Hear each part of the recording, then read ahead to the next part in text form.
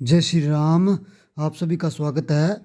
आज मैं कुल 6 क्वेश्चन लेके आया हूँ जो कि प्रतियोगी परीक्षाओं की दृष्टि से बहुत ही महत्वपूर्ण है। तो डिस्कस करते हैं।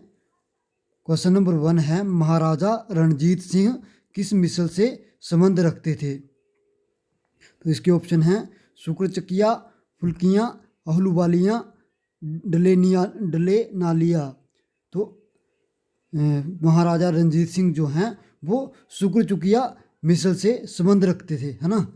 तो जो महाराजा रणजीत सिंह हैं उनका जन्म 1780 ईस्वी में गुजरावाला जो कि पाकिस्तान में है वहाँ पे हुआ था। और इनके पिताजी का नाम महासिंह था। ये महासिंह के इकलौते पुत्र थे। उनके पिता की मृत्यु 1792 1792 में हुई थी, ठीक है। और उसके बाद वो शुक्रचकिया जो मिसल है उसके प्रमुख बने थे, ठीक है।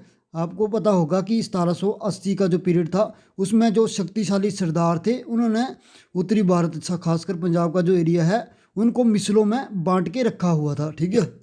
उसके बाद उन्होंने अफगान जो आक्रमणकारी थे उनको लाहौर में उनको हराया था और वहाँ से भगा दिया था। लाहौर को अपनी राजधानी बनाया था महाराजा रणजीत सिंह ने, ठीक है। और उन्हें वहाँ पंजाब के शेर की उपाधि भी दी गई थी, जहाँ उनको पंजाब का शेर भी कहा जाता है, उपाधि दी गई थी, है ना। उसके बाद है दूसरा क्वेश्चन नंबर 2, निम्नलिखित में से किसे पार्लियामेंटो सुधार कहा जाता है?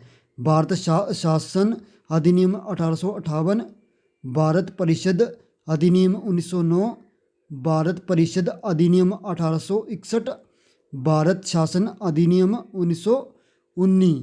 तो पार्लियामेंटो जो सुधार था वो था भारत परिषद अधिनियम 1909, ठीक है। 1909 में पार्लियामेंटो जो सुधार है वो लाया गया था। इसके द्वारा क्या किया गया था?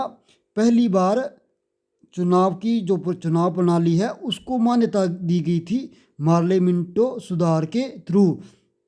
और गवर्नर जनरल की जो कार्यकारी परिषद थी उसमें भारतीयों का भी प्रतिनिधित्व दिया गया था, जो 1909 के पार्लियामेंटो सुधार था।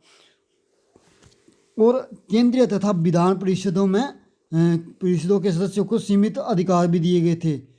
जो केंद्रीय और विधान परिषद के जो सदस्य थे उनको सीमित अधिकार भी दिए गए थे। और इसमें क्या एक खास बात थी, इसमें मुसलमानों को विशेष रियायतें दी गई थी कि मुसलमानों को केंद्रीय तथा प्रांतीय विधान परिषद में जनसंख्या के अनुपात में अधिक प्रतिनिधि भेजने का अधिकार दे दिया गया था कि जितनी जनसंख्या होगी उसके हिसाब से कुछ ज़्यादा जो हैं उसके हिसाब से कुछ थोड़े ज़्यादा जो हैं वो अपने प्रतिनिधि भेज सकते थे मुस्लिम लोग केंद्रीय और प्रांतीय विधान परिषद में। क्वेश्चन नंबर 3 है, द इंडियन स्ट्रगल पुस्तक के लेखक कौन हैं? तो द इंडियन स्ट्रगल पुस्तक के लेखक हैं सुभाष चंद्र बोस। इसमें ऑप्शन था महात्मा गांधी, जवाहरलाल नेहरू, सुभाष चंद्र बोस या माउंटबेटन। तो इसके लेखक हैं सुभाष चंद्र बोस, ठीक है। तो सुभाष चंद्र बोस जो थे उनके गुरु का नाम था चित्तरंजन दास, ठीक है। तो उन्होंने एक पुस्तक की रचना की थी जिसका नाम था the Indian struggle. Subhash Chandra Bose ने एक पुस्तक लिखी थी उसका नाम था द इंडियन स्ट्रगल, ठीक है। और 1938 और 39 जो कांग्रेस के अधिवेशन हुए थे कहाँ हरिपुरा और त्रिपुरा में, उन्होंने उसके सुभाष चंद्र बोस जी उसके अध्यक्ष भी रहे थे। इसके अतिरिक्त सुभाष चंद्र बोस जी ने फॉरवर्ड ब्लॉक का गठन किया था, ठीक है। और इसके अतिरिक्त 1942 में इन्होंने भारतीय स्वतंत्रता लीग और आज़ाद हिंद फौज के गठन की घोषणा भी की थी, या गठन किया था, ठीक है। भारतीय स्वतंत्रता लीग और आज़ाद हिंद फौज का गठन इन्होंने किया था सुभाष चंद्र बोस जी ने, है ना। अच्छा, आगे क्वेश्चन नंबर 4 है Himachal road transport corporation HRTC का संगठन कब हुआ था?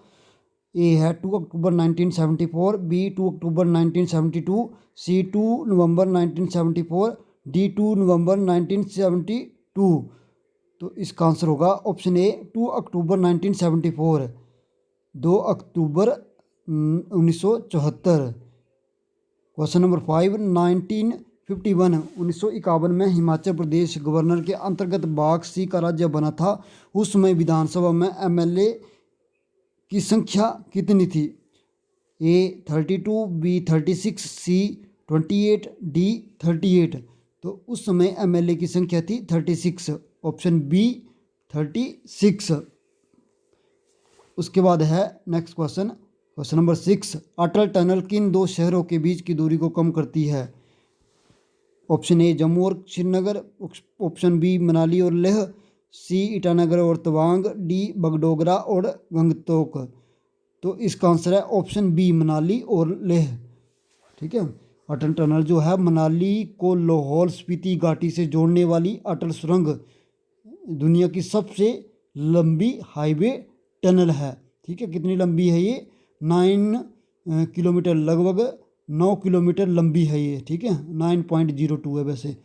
उसके बाद है, और इसे ख़ास तौर पर पीर पंजाल की रेंज की जो कठिन रास्ते हैं, कठिनाइयों को ध्यान में रखते हुए इसको बनाया गया है। धन्यवाद।